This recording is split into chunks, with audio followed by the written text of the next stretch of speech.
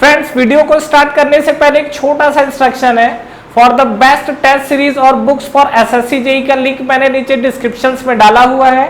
इसके अलावा आप हमारा टेलीग्राम चैनल भी ज्वाइन कर सकते हैं, जिसका लिंक आपको नीचे डिस्क्रिप्शन में और फर्स्ट कमेंट बॉक्स में मिल जाएगा। तो चलिए अब हम अपना वीडियो कंटिन्यू करते हैं। तो आइए फ्रेंड्स, इस वीडियो में जो हम लोग बात करने वाले हैं टाइप्स ऑफ लोड को लेके बात करेंगे। अब हमको ऐसा लग रहा होगा कि हमने लोड पढ़ चुका है, बिल्कुल करेक्ट बात है, लेकिन यहाँ पर मैंने आपको जैसे स्टैटिक लोड और डायनेमिक लोड के बारे में बताया हुआ था, तो उस चीजों को थोड़ा हम एक्सप्लेन करते हैं। और यहाँ पर हम लोग जो देखने वाले हैं सडनली अप्लाइड लोड के बारे में, स्टैटिक लोड के बारे में, और आपका जो इम्पैक्ट लोडिंग होता है उसके बारे में तो देखते हैं और समझते हैं। तो देखिए, अगर ये टाइप्स ऑफ लोड के जैसा अगर बात करें तो इसके पहले हमने जो पढ़ा था that is the classification of the load, वो आपका क्या था, लोड का क्लासिफिकेशन था। इसके अंदर अगर हम लोग बात करते हैं तो ये देखिए, फर्स्ट अगर हम लोग बात करें टाइप्स ऑफ लोड को लेकर, तो इसमें जो आपके लोडिंग की सिनेरियो की अगर बात किया जाए तो ये जो आपको मिलेगा that is called static load. तो ये हमारे पास एक आया हुआ है that is called static load. दूसरा हमारे पास क्या होता है, एक हमारे पास आएगा, देखिए स्टैटिक लोड का मतलब क्या है कि सीधा सीधा आपने क्या है किसी बॉडी के ऊपर वेट रखा हुआ है, लेकिन वो जो आपका लोड है वो टाइम के रेस्पेक्ट में चेंज नहीं होगा, that is called static load.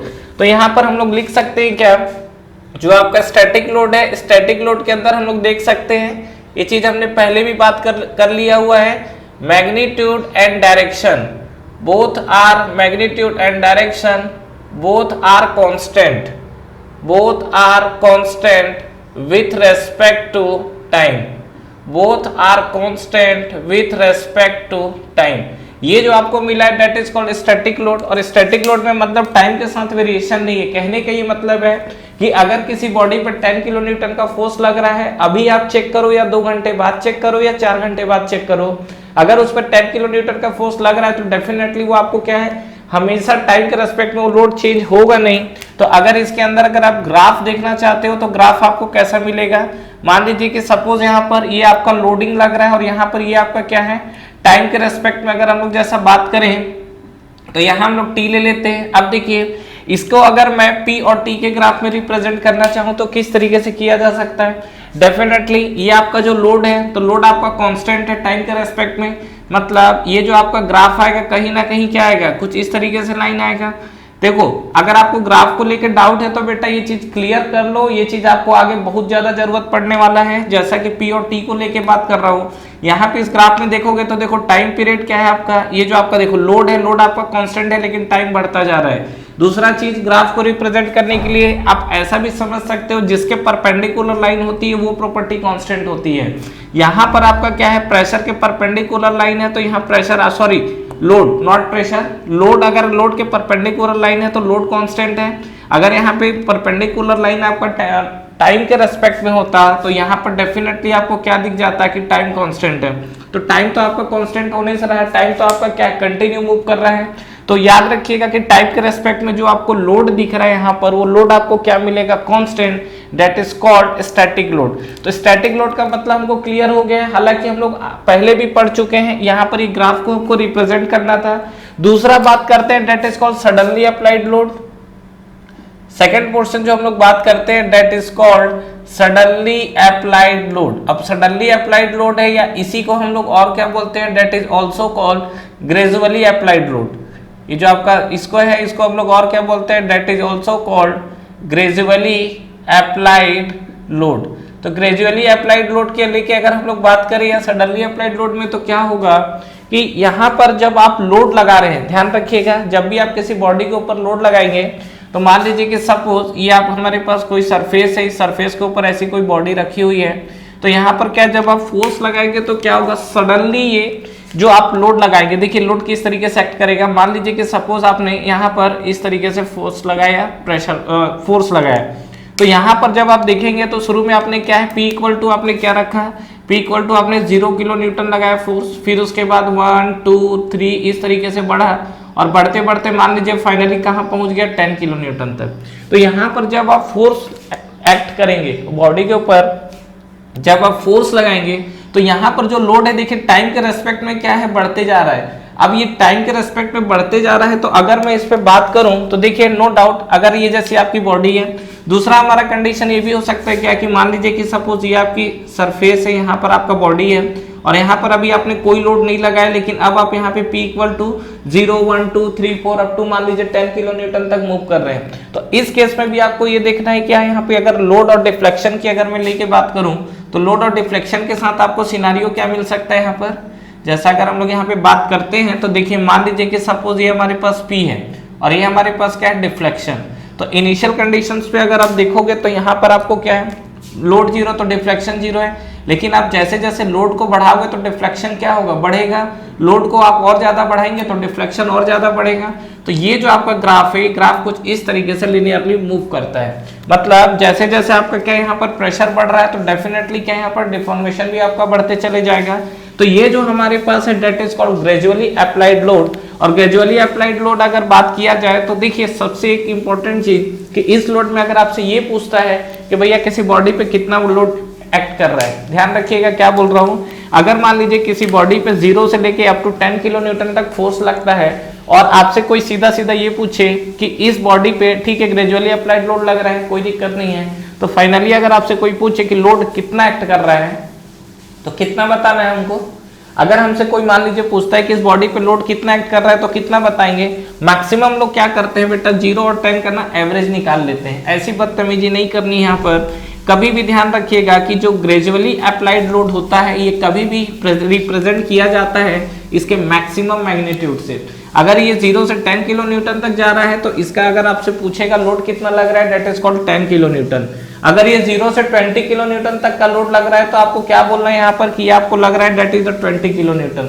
तो इस चीज को आपको ध्यान रखना है, इस चीज को आप जरूर समझिएगा कि जो 0 से 10 और 0 से 20 हमेशा जो ग्रेजुअली अप्लाइड लोड होता है it always represented by its maximum magnitude. जो आपका मैक्सिमम मैग्नीट्यूड निकल कर आ रहा है उससे हमको रिप्रेजेंट करना है। तो जैसा कि अगर हम लोग बात कर रहे हैं पी और डेल को लेकर, तो पी और डेल की कहानी आपको क्या दिखेगी, ये जैसे मान लीजिए आपका सिनारियो है यहाँ पर, अब इसको मुझे रिप्रेजेंट करना है। तो रिप्रेजेंट करने के लिए तो सबसे पहला चीज यहाँ पे लिख देते हैं, चल ये डायग्राम को हटाते हैं, फिलहाल इस डायग्राम की जगह मैं आपको ये डायग्राम बना के दे देता हूँ जहाँ पे हमारा लोड एक्ट कर रहा है दैट इज द पी, और यहाँ पे एक पॉइंट हमको जो ऐड करना है दैट इज द ये ग्रेजुअली या suddenly applied load is always represented by its maximum magnitude. ठीक है, तो यहाँ पर हम लोग इस पॉइंट को मेंशन कर देते हैं, always represent by its maximum magnitude, always represented by its maximum magnitude. ठीक है, इस चीज को आप ध्यान रखिएगा। तो जो आपका है हमेशा आपको मैक्सिमम मैग्नीट्यूड से रिप्रेजेंट किया जाता है। दूसरा चीज यहाँ पर अब मुझसे कोई पूछा कि भैया वर्क कितना हुआ है, तो यहाँ पे वर्क अगर निकालना है तो वर्क इक्वल टू क्या होता है दैट इज कॉल्ड एरिया। आपका क्या होगा, ये एरिया जो आप निकालोगे यही आपको वर्क के बराबर मिलेगा। अब वर्क के बराबर मिलने का मतलब एरिया क्या है, देखिए अगर आपको याद हो हमने थर्मोडायनेमिक्स पढ़ा था तो क्या था, पीवी डायग्राम के बीच का एरिया क्या शो करता था, वर्क डन शो करता था, यही तो था। मतलब ये जो ग्राफ है इसका जो मल्टीप्लिकेशन है कहीं ना कहीं वर्क को लेके आपने खींचा हुआ है। तो आप क्या करेंगे, इसका आप एरिया कैलकुलेट करेंगे और ये जो आपको एरिया कैलकुलेट होगा this is called work done. तो यहाँ पे अगर कोई मुझसे पूछे कि भैया इसमें वर्क डन कितना हुआ है, तो वर्क डन के लिए आप क्या करोगे, सीधा सीधा इसका एरिया निकालोगे। तो दिस इज द ट्राइंगल, और ट्राइंगल का एरिया क्या होता है that is called half P del. ठीक है, ये हमको क्या मिलेगा, क्योंकि देखिए सीधी सी बात है ये आया कहां से, अगर आपको नॉर्मली केस में अगर आपको वर्क डन निकालना है तो वर्क डन इक्वल टू क्या होता है, यहाँ पे मैं आपको और बता दे रहा हूँ, वर्क डन इक्वल टू क्या होता है फोर्स इनटू डिस्प्लेसमेंट। फोर्स कितना लग रहा है दैट इज कॉल्ड पी, लेकिन ये पी जो आपको लग रहा है ये पी आपको क्या है मैक्सिमम मैग्नीट्यूड, स्टार्ट तो 0 से हुआ है ना, तो यहाँ पर जो पी इंटू डेल की कहानी होती है that is the force into displacement. तो यहाँ पर पी के जगह आप क्या लिखोगे, यहाँ पर तो 0 न्यूटन है लेकिन यहाँ पर क्या है पी मैग्नीट्यूड है, तो यहाँ पर हम लोग लिखेंगे that is the 0 plus P by 2, 0 plus P by 2, ये आपका मैक्सिमम मैग्नीट्यूड इंटू आपको क्या मिलेगा डेल। तो यहाँ से भी आप लिख सकते हो that is also equal to half P del. तो ये दोनों में से आप कोई सा भी मेथड यूज कर सकते हो, डिपेंड करता है आपके ऊपर। तो यहाँ पर जो सडनली अप्लाइड लोड हमारा लगा हुआ है इस पे हमने क्या निकाला है, वर्क डन निकाला हुआ है। तो ये ध्यान रखिएगा, ये दोनों आपके क्वेश्चंस हैं और ये दोनों क्वेश्चंस में आपसे एग्जाम से पूछा जा सकता है। ठीक है, तो ये एक पॉइंट ये जो रिमेंबर करने लायक था सडनली अप्लाइड लोड के लिए, और दूसरा आपका ये। अच्छा, यहाँ पे अगर हमसे वर्क डन की बात करेगा तो क्या करेगा, देखिए डेफिनेटली यहाँ पे अगर मुझे वर्क डन निकालना होगा तो आपने एक कांस्टेंट मैग्नीट्यूड का फोर्स निकाला हुआ है ना, ये जो आपका P है, ये P क्या है, that is the constant magnitude of the force. तो यहाँ पे अगर आपसे वर्क डन निकालने बोलेगा तो क्या होगा, फोर्स इनटू डिस्प्लेसमेंट। तो जब आपका कांस्टेंट मैग्नीट्यूड का फोर्स है तो डेफिनेटली इसमें डिफ्लेक्शन भी अगर आप देखोगे तो क्या मिलेगा, कांस्टेंट ही मिलेगा। तो इसका अगर आप ग्राफ इस तरीके से अगर P और डेल के बीच में देखना चाहते हो तो भी आपको क्या मिलेगा, डिफ्लेक्शन आपको क्या कंटिन्यू बढ़ रहा है, नहीं बढ़ रहा है, कांस्टेंट है। तो यहाँ पर जिस पर्टिकुलर टाइम पे, किसी पर्टिकुलर टाइम को अगर आप लेके बात करोगे तो यहाँ पर आपको क्या मिलेगा, P इंटू डेल। तो ये जो हमको मिला है दैट इज कॉल्ड, ये आपका स्टैटिक लोड किया। अब डेल आपका कहां से आएगा वो आपको हम लोग आगे पढ़ने वाले हैं डिफ्लेक्शन फॉर्मूला में, जैसा कि शायद आपको पता हो PL अपॉन AE होता है। पता है तो अच्छी बात है, नहीं तो हम लोग पूरा आगे डिटेल में ये सब चीजें हम लोग पढ़ने वाले हैं, ठीक है। तो यहाँ पर जैसा हमने बात किया है P और डेल को लेके, यहाँ डेल का मैं ग्राफ इसलिए नहीं बना रहा हूँ क्योंकि जब आप लोड अप्लाई करोगे तो ये मटेरियल के प्रॉपर्टीज के ऊपर डिपेंड करेगा कि जब आप कांस्टेंट अमाउंट ऑफ लोड देते हो उस कंडीशन में डिफ्लेक्शन क्या होता है। बेसिकली अगर आप कांस्टेंट अमाउंट ऑफ लोडिंग दिए हो तो उस कंडीशन में आपको डिफ्लेक्शन कांस्टेंट मिलता है, लेकिन अगर ये आपका क्रीप वाले केस में चले गया तो वो क्या है, कांस्टेंट लोड के लिए कंटिन्यू आपका क्या डिफॉर्म होता रहता है, ठीक है। तो इस चीज को समझना जरूरी है, तो ये चीज आप जरूर ध्यान रखिएगा। तो यहाँ पर जो हमने बात किया हुआ है वर्क डन के लिए बात किया, that is P into del. Clear है यहाँ तक? चलिए, तो ये हमारे पास एक स्टैटिक लोड था, और सेकंड हमारे पास है that is the suddenly applied load और ग्रेजुअली अप्लाइड लोड। क्लियर है यहाँ तक? चलिए नेक्स्ट पैरामीटर की तरफ हम लोग बढ़ते हैं, और जो हमारे पास थर्ड पैरामीटर है उसको हम लोग बोलते हैं इम्पैक्ट लोडिंग, ठीक है। थर्ड जो आपका है that is called impact loading. अब इम्पैक्ट लोडिंग का मतलब क्या है, अगर हम लोग बात करें यहाँ पर इसको शॉक लोडिंग भी बोलते हैं, जिसको हम लोग इम्पैक्ट लोडिंग बोल रहे हैं। इम्पैक्ट लोडिंग के अंदर क्या कहानी होगी, देखिए अभी तक हमने क्या क्या चीजें देखी कि मान लीजिए मेरे पास एक कोई बॉडी है, बॉडी में अगर मान लीजिए कि सपोज हमने स्टैटिक लोड के बारे में बात किया, जहां पर जब आप क्या इस बॉडी पे कांस्टेंट अमाउंट का फोर्स दोगे, ठीक है, इस बॉडी पे जब आप क्या कांस्टेंट अमाउंट का फोर्स लगाओगे, मान लीजिए कि यहाँ पर सपोज इसको ऐसा समझिए, ये हमारे पास कोई बॉडी है और इस बॉडी पे सबसे पहला हमने केस क्या देखा हुआ है जिसपे हमने एक कांस्टेंट अमाउंट का फोर्स डाला, that is 10 kilo Newton. This is called static load. दूसरा ये था कि हम लोग क्या है धीरे धीरे जीरो से स्टार्ट किए और 10 किलो न्यूटन तक गए, ये आपका कंडीशन। तीसरा कंडीशन ये बताइए कि सपोज ये आपकी कोई बार है, मान लीजिए आपका कोई बार है और यहाँ से कुछ h डिस्टेंस पे, h मतलब h हाइट पर 10 किलो न्यूटन का कोई ऑब्जेक्ट को यहाँ से आप गिराइए। तो जब आप 10 किलो न्यूटन के ऑब्जेक्ट को किसी को जब आप गिराएंगे तो उस कंडीशन में आपको वहां पर डिफ्लेक्शन कितना मिलेगा, तो ये चीज आपको देखना है। तो ये चीज आप बताइए कि अगर आपके पास कोई बार है, ठीक है, नॉर्मल कंडीशंस पे, ये बताइए इस कंडीशन पे जो आपको डिफ्लेक्शन मिलेगा वो स्टैटिक लोड और सडनली अप्लाइड लोड से डेफिनेटली ज्यादा मिलेगा। भैया सीधी सी बात है कि अगर मान लीजिए मेरे पास कोई बार है, ठीक है, इस बार पे मैंने क्या किया है, मान लीजिए दोनों एंड को मैंने फिक्स कर दिया है, ठीक है, ये दोनों एंड को हमने फिक्स कर दिया है। फिक्स करने के बाद मान लीजिए यहाँ पर सपोज सबसे पहला मैंने क्या किया, 10 किलो न्यूटन का स्टैटिक लोड लगाया। तो इसके चलते मान लीजिए कि सपोज आपको जो डिफ्लेक्शन मिला वो मान लो आपको 5 mm का डिफ्लेक्शन मिला है। अब यही 10 किलो न्यूटन को मैं क्या करता हूँ, h हाइट से गिरा देता हूँ। 10 किलो न्यूटन को इस h हाइट से गिराऊंगा। अब h हाइट से गिराऊंगा तो ये बताइए 5 mm से ज्यादा डिफॉर्मेशन आएगा, डिफ्लेक्शन की कम आएगा? डेफिनेटली 5 mm से ज्यादा आएगा, क्योंकि हाइट के साथ क्या होगी, इसकी एनर्जी बढ़ गई है। तो जब ये आप 10 किलो न्यूटन का फोर्स लगा रहे थे तो 3 केसेस आप इसमें समझ सकते हैं। पहला चीज, जब आप किसी बॉडी पे 10 किलो न्यूटन का फोर्स स्टैटिक कंडीशन पे लगाए, मतलब लगा के छोड़ दिए। दूसरा कंडीशन, जब आप यहाँ पर इस पॉइंट पर 0 से स्टार्ट किए और 10 तक पूरा ले जा रहे हैं उसको, ठीक है, मतलब किसी बॉडी पे 0 से लेके आप उसको क्या है मैग्नीट्यूड बढ़ाते जा रहे हैं। थर्ड कंडीशन आपका क्या है कि आप एक हाइट पे, सर्टेन हाइट पे ले गए और वहां से आपने क्या किया है, उस लोड को रिमूव किया, लोड को हटाया, जहां पे लोड अप्लाई किया है, जहां से आपका क्या होगा, ये H के कारण वो एक्स्ट्रा एनर्जी लेके आ आएगा और जब ये डिफॉर्म करेगा, डिफ्लेक्शन प्रोड्यूस होगा बॉडी के अंदर, तो डेफिनेटली वो आपको डिफ्लेक्शन क्या है ज्यादा दिखेगा। तो इस केस में अगर हम लोग देखें तो ये सिनेरियो आपका क्या हो सकता है कि अगर हम लोग इस चीज को समझें तो यहाँ पर जैसा कि स्टैटिक लोड और सडनली अप्लाइड लोड था, इम्पैक्ट लोडिंग में अगर हम लोग बात करें तो सबसे पहला चीज इम्पैक्ट लोडिंग में क्या है, आपको कुछ हाइट देखना होगा। तो यहाँ पर इस चीज को समझने के लिए क्या कर लेते हैं, यहाँ पर हमने क्या है एक बार लेते हैं यहाँ पर, हमने क्या किया, एक बार लिया हुआ है यहाँ पर, और ए बार आपका जो है इस पे हमने क्या किया, एक बॉडी ली हुई है। इस बॉडी का जो है मान लीजिए कि मास m है, और ये जो आपकी बॉडी है यहाँ से ये h हाइट पर है, ठीक है। यहाँ से जो बॉडी का हाइट है वो आपको कितना दिखेगा, h हाइट दिखेगा। और इस केस पे आप देखिएगा कि जो बॉडी का मास हम लोग ले लेते हैं, सपोज बॉडी का मास कितना है m, और हाइट की अगर बात करेंगे तो हाइट आपको कितना दिख रहा है, h।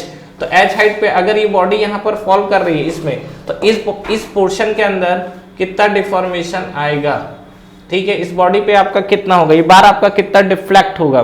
तो डेफिनेटली जब ये गिरेगा तो इसका डिफ्लेक्शन कुछ आपको इस तरीके से दिखेगा।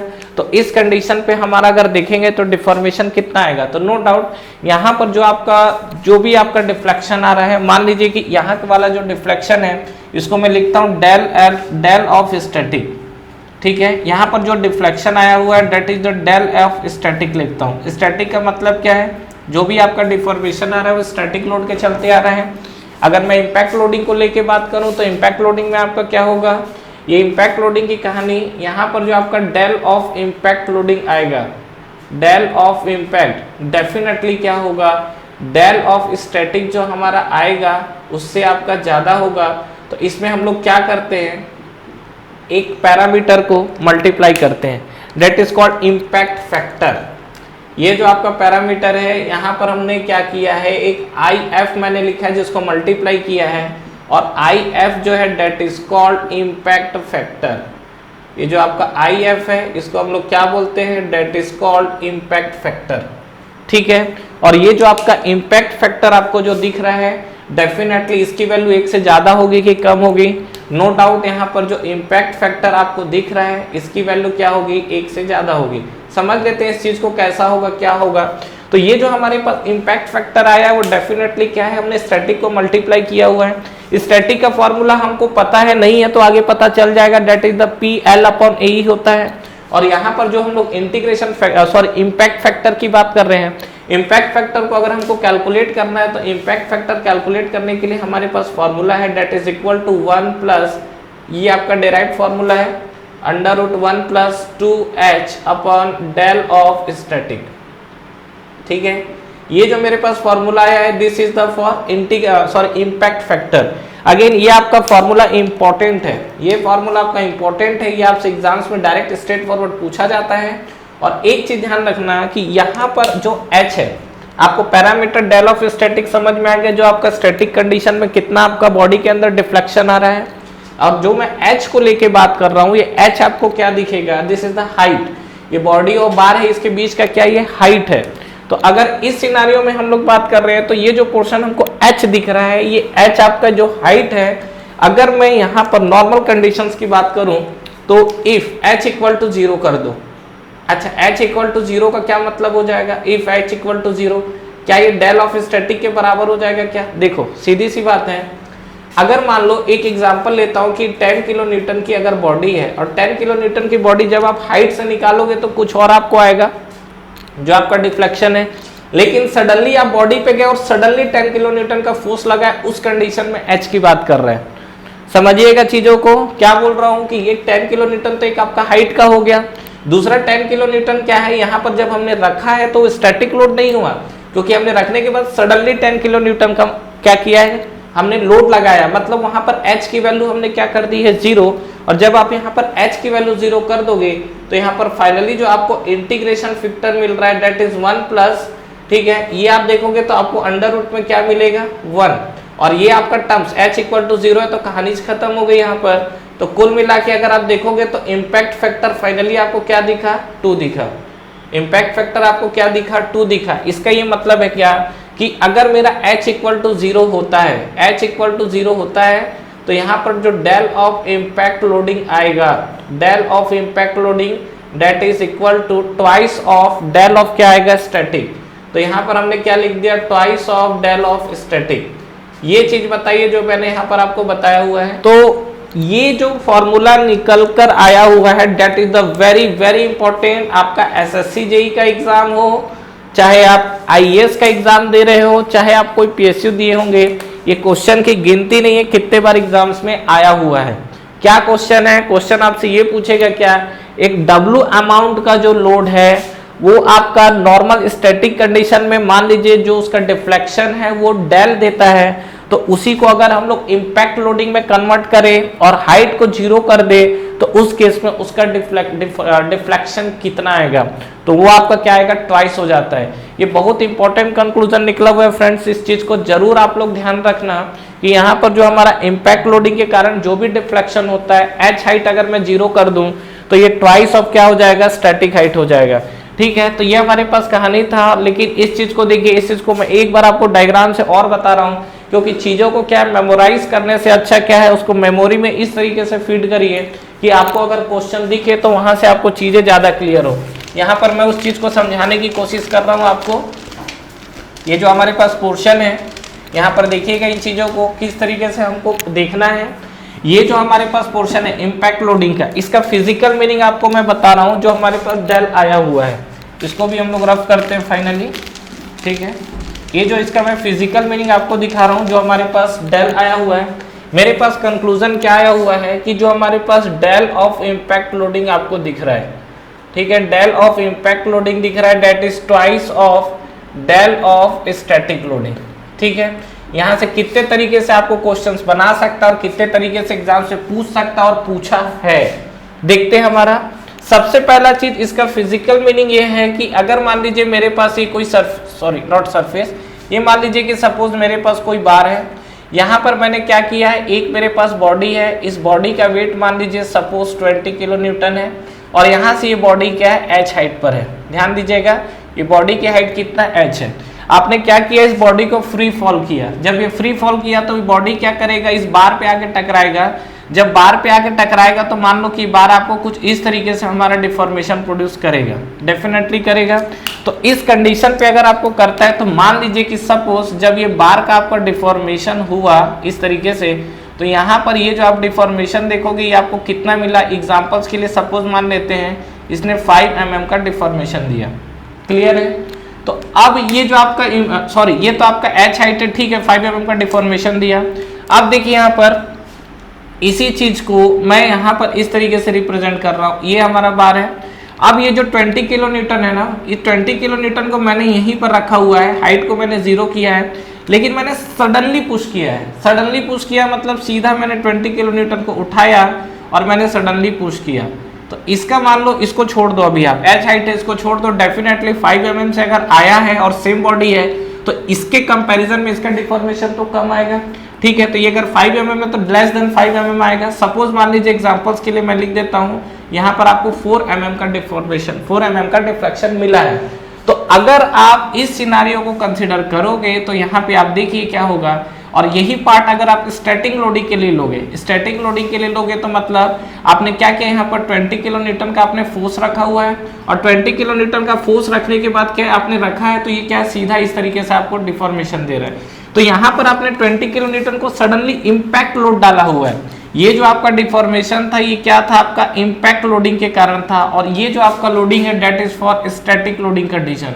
तो ये दोनों के बीच में आप देख सकते हो कि अगर यहाँ पे आपको 4 mm का डिफॉर्मेशन मिला है तो स्टैटिक कंडीशन में जो आपको डिफॉर्मेशन मिलेगा वो कितना मिलेगा, 2 mm का मिलेगा। ठीक है, तो ये चीज जो मैं आपसे डिस्कस कर रहा हूँ that is again very important point. वहां तक चीजें निकाल के छोड़ा जा सकता था, लेकिन इस चीज को बिल्कुल दिमाग के अंदर फिट करिए क्या, कि अगर आपकी कोई बॉडी है, इस बॉडी पे अगर मान लीजिए मैं 20 किलो न्यूटन का फोर्स लगाया, 20 किलो न्यूटन फोर्स लगाने के मेरे पास 2 तरीके हैं। पहला तरीका, इस बॉडी को मैंने यहाँ पर 20 किलो न्यूटन का रख दिया है, that is called static load. दूसरा तरीका मेरे पास ये है कि मैं सडनली आया और यहाँ पर आने के बाद सडनली मैंने क्या है, 20 किलो न्यूटन का फोर्स सडनली अप्लाई किया हुआ है। ये जो 20 किलो न्यूटन का फोर्स है मैंने सडनली अप्लाई किया हुआ है। तो उस कंडीशन में स्टैटिक लोड के कंडीशन वाला जो भी आपको डिफ्लेक्शन मिला हुआ था उसका ट्वाइस मिलता है, जहां पर आपको हाइट 0 है। और डेफिनेटली जैसे जैसे आप हाइट की वैल्यू बढ़ाओगे, आप यहाँ पे देख सकते हो, जैसे जैसे आप एच की वैल्यू बढ़ाओगे ये वाला फैक्टर क्या होगा, बढ़ेगा। तो यहाँ से आप एक कंक्लूजन ये समझ जाइए क्या, कि जैसे जैसे हम लोग एच की वैल्यू को बढ़ाएंगे, एच की वैल्यू को बढ़ाने के साथ जो इम्पैक्ट फैक्टर की वैल्यू है ये भी आपकी क्या होगी, बढ़ेगी। और इम्पैक्ट फैक्टर की वैल्यू बढ़ने का मतलब जो डिफ्लेक्शन ऑफ इम्पैक्ट लोडिंग है ये भी आपको क्या होगा, कंटिन्यू इंक्रीज होता जाएगा। ठीक है फ्रेंड्स, तो आई होप आप लोगों को ये चीजें क्लियर हुई होंगी। और यहाँ पर मैंने बेसिकली 3 लोड के बारे में आपसे बात किया हुआ है। एक हमारे पास स्टैटिक लोड होता है, दूसरा जो हमने बात किया that is the gradually applied load, और थर्ड जो हमने बात किया that is the impact loading. तीनों में अगर मैं बताऊं कि सबसे ज्यादा जो आपसे एग्जाम में क्वेश्चन सबसे ज्यादा पूछे गए हैं और पूछता भी रहता है that is the special case, जिसको मैंने अभी अलग से आपको एक्सप्लेन भी किया है, ठीक है। इसके अलावा आप इंटीग्रेशन इम्पैक्ट फैक्टर, इसका फॉर्मूला भी आप जरूर याद रखिएगा।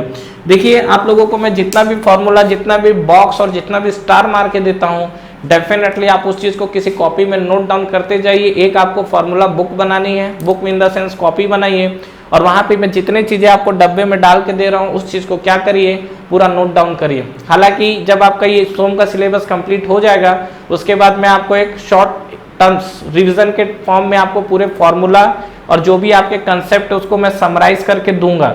लेकिन आप पहले से ही चीजों को बनाइए, तो क्योंकि आप जो चीजें खुद से लिखते हैं, खुद से समझेंगे, वो चीज ज्यादा बेनिफिशियल होगा। और जैसा मैं डिलीवर करूंगा उसके बाद आप उस चीज को और अपडेट कर लीजिएगा, ठीक है। तो ठीक है फ्रेंड्स, इस वीडियो में हमने टाइप्स ऑफ लोड को ही देखा है। नेक्स्ट वीडियो में अब हम लोग नेक्स्ट चैप्टर के बारे में स्टार्ट करेंगे। अभी तक हमने जितनी भी कहानी पढ़ी थी डेट इज द कंसेप्ट और बेसिक कंसेप्ट था ये, ठीक है। ये चीज आपको कैसे कहीं बुक और एडिशनली नहीं मिलेगा, जैसे मैंने लोड्स वगैरह को डिफाइन किया है। आपका जो मेन सोम का स्ट्रेंथ चैप्टर जो स्टार्ट होते हैं वो आपका स्ट्रेस स्ट्रेंथ से स्टार्ट होता है। जो भी आपके सोम के चैप्टर है वो आपके स्ट्रेस स्ट्रेंथ से स्टार्ट होते हैं। तो अभी हमारा जो नेक्स्ट चैप्टर स्टार्ट होगा स्ट्रेस स्ट्रेन, और वहां से हमारा देखा जाए तो सोम की कहानी स्टार्ट होती है। Thank you so much for watching this video. Friends इस वीडियो को लाइक करिए, ज्यादा से ज्यादा फ्रेंड्स के साथ शेयर करिए, और अगर आप इस चैनल पे नए हैं तो चैनल को सब्सक्राइब करना ना भूलें, बेल नोटिफिकेशन जरूर प्रेस करिएगा, जिससे जो भी लेटेस्ट अपडेट है वो आप तक पहले पहुंचे। इसके अलावा आप हमारा टेलीग्राम चैनल भी ज्वाइन कर सकते हैं, जिसका लिंक नीचे आपको डिस्क्रिप्शन में और फर्स्ट कमेंट बॉक्स में मिल जाएगा। Friends for the best test series और बुक्स फॉर एसएससी जेईई का लिंक भी नीचे आपको डिस्क्रिप्शन में मिल जाएगा। तो ठीक है फ्रेंड्स, तैयारी करते रहिए। Wish you all the best.